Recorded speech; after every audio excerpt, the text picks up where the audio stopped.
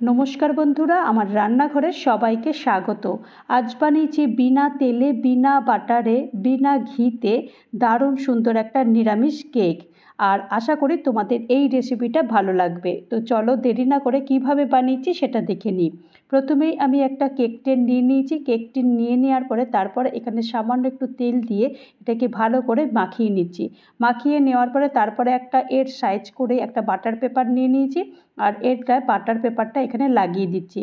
লাগিয়ে দেওয়ার পরে তারপরে এটাকে এখন সাইডে রেখে দেবো। তবে এইভাবে তোমাদের কাছে যদি বাটার পেপার না থাকে তাহলে তোমরা এমনি একটু তেল লাগিয়ে এতে একটু ময়দা একটু ছিটিয়ে নেবে, তাহলেই হবে। এখন একটা বোল নিয়ে নিয়েছি। বোলের মধ্যে আমি এখানে হাফ কাপ চিনি নিয়ে নিয়েছি আর এখানে 1 কাপ দুধ নিয়েছি।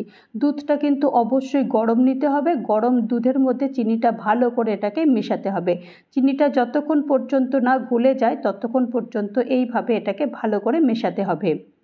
তো দেখো চিনিটা এখন মিশে গেছে। চিনিটা মিশে যাওয়ার পরে তারপরে আমি এখানে 1.5 কাপ মতো আটা দিয়েছি।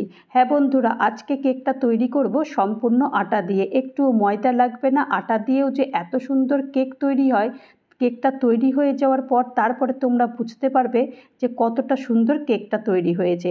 তো প্রথমে আটা নিয়ে নিয়েছি। আটা নিয়ে তারপরে এটাকে ভালো করে একটু চেলে নিচ্ছি, কারণ আটার মধ্যে কিন্তু অনেক সময় নোংরা থাকে।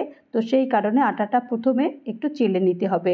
আর এমনিতেও কেক বানাবার সময় সব সময় কিন্তু সেই ময়দায় নাও আর আটায় নাও, কেক ভালো করে এটাকে চেলে নিতে হয়। তো দেখো আমি সবটাই চেলে নিয়েছি। আর এখানে এই যে একটা কফির স্যাশে নিয়েছি, পুরোটাই এখন দিয়ে দেবো। আর এক্ষেত্রে তোমরা যদি কফির ফ্লেভারটা যদি না চাও, অনেকে হয়তো কফির ফ্লেভার ভালো লাগে না, যদি না চাও তাহলে তোমরা এক্ষেত্রে কোকো পাউডার দিতে পারো। আমি এখানে একটু কফি ফ্লেভার দেবো, তো সেই কারণে এটা কফিটা দিয়েছি। দিয়ে দেওয়ার পরে তারপর এটাকে ভালো করে এটাকে এই হুইস্ক দিয়ে ভালো করে এটাকে মেশাতে হবে। মেশাতে মেশাতে যদি দেখি যে একদম শক্ত হয়ে যাচ্ছে তখন আমি জল দেবো। দেখো মেশাতে মেশাতে কিন্তু বেশ একটু টাইট হয়ে গেছে। তো এক্ষেত্রে আমি এখানে 1 কাপ দুধ নিয়েছি। দুধটা একটু একটু করে দিয়ে তারপরে এই পুরো ব্যাটারটা তৈরি করব। দেখো আস্তে আস্তে করে কিন্তু বেশ একটু এটা লুজ হয়ে যাচ্ছে। এরকমভাবেই আমি আস্তে আস্তে করে এটাকে ব্যাটারটা তৈরি করে নেব, যাতে করে ব্যাটারের মধ্যে একদম কিন্তু লাম্পস না থাকে বা গুটলি না থাকে। একদম স্মুথ একটা ব্যাটার তৈরি করে নেব। তোমরা দেখতে পাচ্ছ একটা স্মুথ একটা কিন্তু ব্যাটার তৈরি হয়েছে। আর ব্যাটারের মধ্যে কিন্তু কিচ্ছু নেই। তোমরা দেখো একদম ভালো করে দেখলে বুঝতে পারবে একদম স্মুথ একটা ব্যাটার তৈরি হয়েছে। তো এই রকমই ব্যাটার একটা তৈরি হতে হবে। তো এখানে কিন্তু যে আটা দিয়ে ব্যাটার তৈরি হয়েছে বলে যে খারাপ হবে তা নয়। একদম আটা আর ময়দার মধ্যে কোনো ডিফারেন্সই পাওয়া যাবে না। তো দেখো আমি এটাকে ভালো করে একটু ফাটিয়ে নিয়েছি। ফাটিয়ে নেওয়ার পরে তারপরে এখন বোলের মধ্যেই এখন এটাকে রেখে দিচ্ছি। এখন এর মধ্যে 2-4টে কাজু দিয়ে দিয়েছি। এর মধ্যে যে কোনো ড্রাই ফ্রুটস দেওয়া যেতে পারে। আমি এখানে শুধুমাত্র কাজু দিয়েছি। তোমরা চাইলে এখানে পেস্তা দিতে পারো, আমন্ড দিতে পারো। এগুলো দিলেও কিন্তু এই কেকটা দারুণ সুন্দর খেতে হয়। তো এখন আমি কাজু দিয়ে ভালো করে এটাকে মিশিয়ে দিয়েছি। মিশিয়ে দেওয়ার পরে তারপরে এখানে আমি 1 চামচ বেকিং পাউডার আর হাফ চামচ আমি বেকিং সোডা দিয়েছি আর সামান্য একটু দুধ দিয়েছি। দিয়ে দেওয়ার পরে তারপরে এটাকে ভালো করে এটাকে মেশাতে হবে। যেহেতু এই বেকিং পাউডার আর বেকিং সোডা দেওয়া হয়েছে, তো সেই কারণে এটাকে কিন্তু ভালো করে এটাকে মেশাতে হবে। তা না হলে কিন্তু কেকটা ভালো ফুলবে না। তো সেই জন্য এটাকে বেশ ভালো করে 2-3 মিনিট এরকম একই ডিরেকশানে ভালো করে এটাকে মিশিয়ে নিতে হবে। তো দেখো এরকম ভালো করে মিশিয়ে নিয়েছি। মিশিয়ে নেওয়ার পরে তারপরে এটাকে আমি এখন কেক টিনে ঢেলে দেবো। তো কেক টিনটা তো আগে থেকেই রেডি করা রয়েছে। তো এখন এই পুরো ব্যাটারটা কেক টিনের মধ্যে ঢেলে দেবো। কেক টিনের মধ্যে ঢেলে দেওয়ার পরে তারপরে এটা একটুখানি ট্যাপ করে নেব, কারণ ট্যাপ করে না নিলে যে এর মধ্যে যে এয়ারগুলো থাকে বা বাতাসগুলো থাকে সেগুলো ভালো করে ওখানে ঢুকে বসে থাকবে আর কি। তো এখন ভালো করে ট্যাপ করে দিয়েছি। আর একটুখানি সাজাবার জন্য আমি কাজু দিয়ে দিয়েছি। তোমাদের এখানে তোমরা যে কোনো ড্রাই ফ্রুট দিতে পারো। আমি যেটা আগেই বলেছিলাম, এখানে পেস্তা বা আমন্ড যে কোনো কিছু দিতে পারো এখানে। তো আমি শুধু কাজু দিয়ে দিয়েছি। কাজু দিয়ে একটু সাজিয়ে দিয়েছি। জানি না কাজুটা কতটা মানে থাকবে আর কি। তো অনেক সময় কেক বানানোর সময় কি হয় যে এটা কাজুগুলো অনেকটাই ভেতরে ঢুকে যায়। তো দেখো সব সাজিয়ে দিয়েছি, আর আমি আগে থেকেই প্রিহিট করতে দিয়ে দিয়েছিলাম একটা প্রেশার কুকারে। তো প্রেশার কুকার একটা স্ট্যান্ড বসিয়ে দিয়েছি, দিয়ে দেওয়ার পরে তারপরে আমি এটাকে কেক টিনটা এর মধ্যে ঢুকিয়ে দিয়েছি। আমি একটু মানে দেখাতে পারলাম না, কারণ প্রেশার কুকারটা ভীষণ গরম ছিল, আমি ধরতে পারছিলাম না।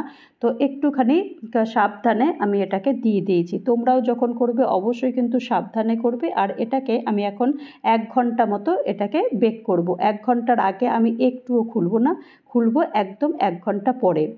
একদম পুরো ঘড়ি ধরে আমি 1 ঘন্টা পর আমি খুলছি, আর খুলে তোমাদেরকে কেকটা দেখাচ্ছি। দেখো কতটা সুন্দর হয়েছে। আর যেহেতু কফিটা দিয়েছিলাম সেই কারণে কফির কালারটাও কিন্তু দারুণ সুন্দর এসেছে। আর দেখো কিছু কিছু কাজু হয়তো ভেতরে ঢুকে গেছে, কিছু কাজু ওপরে রয়েছে। তো একবার আমি একটু চেক করে নেবো। দেখো টুথপিক দিয়ে আমি একটু চেক করে নিলাম। তো টুথপিকে তো কিছুই লেগেনি, তার মানে বুঝে নিলাম যে কেকটা পুরোপুরি ভেতর থেকে সম্পূর্ণ বেক হয়েছে। তো দেখো কতটা সুন্দর কেকটা হয়েছে, দেখেই কতটা লোভনীয় লাগছে না? আর মাত্র সময় লাগলো 1 ঘন্টা। 1 ঘন্টার বেশি কেকটা সময়ই লাগলো না। আর 1 ঘন্টা ধরে তোমরা কিন্তু আগে থেকে একদম খুলবে না, 1 ঘন্টা পরেই তোমরা কেকটা মানে খুলবে। তো দেখো আমি এখন একটু ঠান্ডা করে নিয়ে এসেছি। ঠান্ডা করে নেওয়ার পরে তারপরে তোমাদেরকে পুরোপুরি কেকটা দেখাচ্ছি। তো কেকটা তো কাটতে হবে, কাটার জন্য 4-5টা একটু চাকু দিয়ে একটুখানি কেটে নিচ্ছি, কারণ পুরোপুরি একদম টাইট হয়ে গেছে আর কি, দারুণ সুন্দর কেকটা ফুলেছে আর কি। তো এইভাবেই কেকটাকে একটুখানি কেটে কেটে চাকুর দিকটা একটুখানি নিয়ে নিচ্ছি। আর এইভাবেই নিয়ে তারপরে এটাকে ডিমোল্ড করব।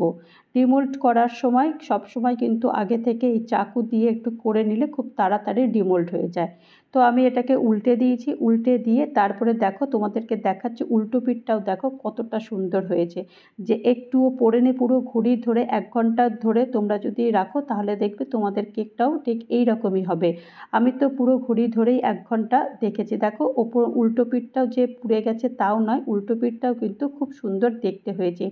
যেহেতু কফি দিয়েছি তো সেহেতু কালারটা কিন্তু দুর্দান্ত এসেছে। তো চলো একটুখানি কেটেও দেখাই শেষমেশ কেকটা কেমন হয়েছে।